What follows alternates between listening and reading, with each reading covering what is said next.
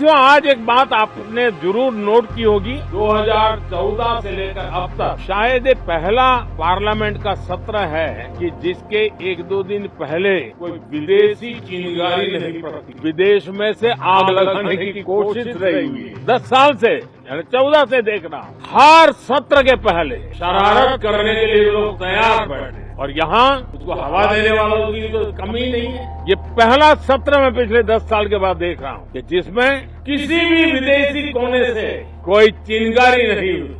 This was PM Modi saying that this was the first time in 10 years that there was no Videshi Chingaari or foreign meddling in India before the parliament session. But what exactly is this foreign meddling that PM Modi spoke of?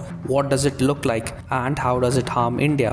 To understand the answers to these questions, we need to take a look at some of the recent political developments not in India but in the USA. On 20th January 2025, Donald Trump was sworn in as the President of the United States of America. As one of his first actions in office, President Trump stopped all US international funding for 90 days. One of the US governmental organizations that stopped receiving funding is USAID, which has suspended work in many countries including India. But don't be fooled by the word aid in the name. USAID is an agency not for aid or humanitarian assistance, but it is the United States Agency for International Development. But what does international development mean? In 2023, USAID's budget was $40 billion. The job of USAID is to use these billions of dollars to develop local assets like journalists, media houses, NGOs, activists, civil society groups, and so on in different countries, that is, internationally. These assets can then be used by the Pentagon or the US State Department or the CIA for their own activities. Suppose the US wants to overthrow a government or stop a law from being passed in a foreign country, they can use the assets developed by USAID to do so. These assets are given training, money, resources, and other support to achieve that goal. These assets would mainly be financed by USAID. For instance, USAID says that it is either funding a hospital or a vaccination program, funding a school, funding a media institution, funding an NGO, and these assets would then become more bigger, more influential, and more capable of advancing US national interests. In other words, USAID carries out US foreign policy disguised as foreign aid.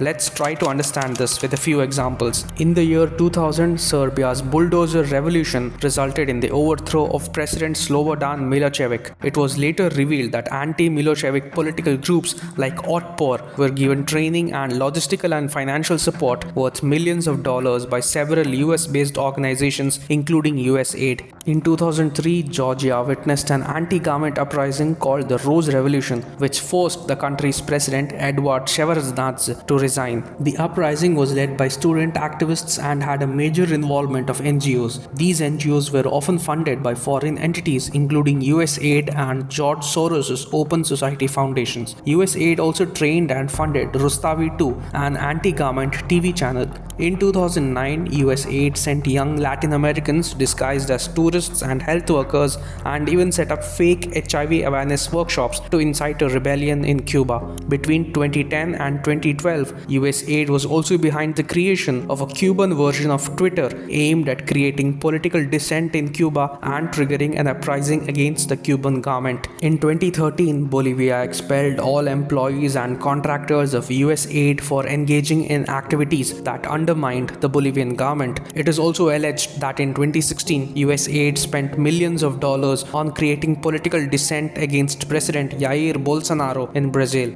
In September 2024, a month after the Mohammad Yunus-led interim government was formed in Bangladesh after Sheikh Hasina's ouster, USAID pledged $202 million to the country. The Bashar al-Assad government in Syria was toppled in December 2024. $10 million of USAID money was spent on funding anti-Assad terrorists in Syria. Apart from unleashing anarchy and toppling governments, USAID spends millions of dollars on far more insidious agendas agendas. The Trump White House has said that USAID has spent $1.5 million to advance DEI in Serbia's workplaces, $70,000 for the production of a DEI musical in Ireland, $47 on a transgender opera in Colombia, and $32,000 for a transgender comic book in Peru. These are only a few examples that show how dangerous USAID and USAID funded entities are.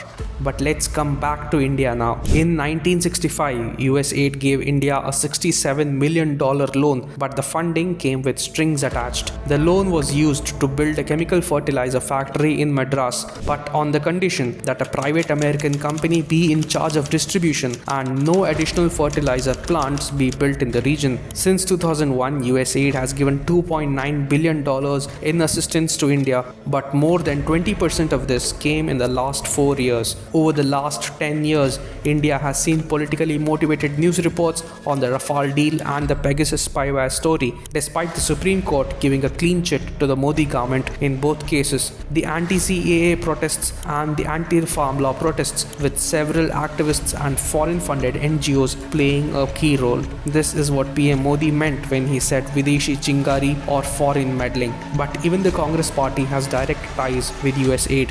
Rahul Gandhi's mentor Sam Pitroda has an NGO called Global Knowledge Initiative, which is funded by USAID, the US State Department and the Rockefeller Foundation, all of which are known for advancing US national interests and engaging in regime change operations. In 2023, Rahul Gandhi had secretly visited the White House during his US trip. The same year, Rahul Gandhi and USAID Administrator Samantha Power were in Uzbekistan at the same time. But now, with President Trump stopping funding to USAID, this must surely come as a huge blow to all anti-India elements within the country who seek to destabilize the Modi government. And the Modi government can now focus on pushing key reforms for a Viksit Bharat rather than constantly looking over its shoulders and keeping a check on the groups that seek to hinder India's progress from both outside and within.